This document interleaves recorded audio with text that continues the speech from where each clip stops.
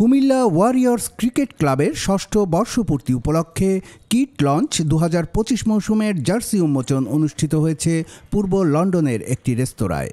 এতে ক্লাবের সবগুলো টিমের খেলোয়াড়, কর্মকর্তা ও স্পন্সররা অংশগ্রহণ করেন। তারা তাদের পরবর্তী সিজনের কর্মপরিকল্পনা নিয়ে আলোচনা করেন।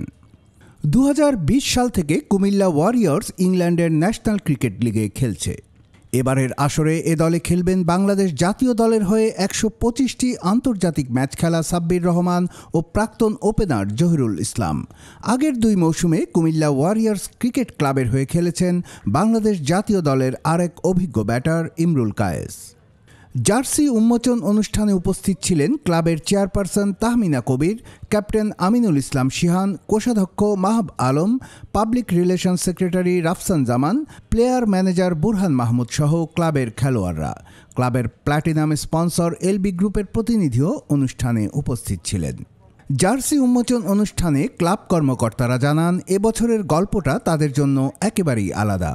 কুমিল্লা ওয়ারিয়র্স একটি দল থেকে এখন 3টি দলে পরিণত হয়েছে।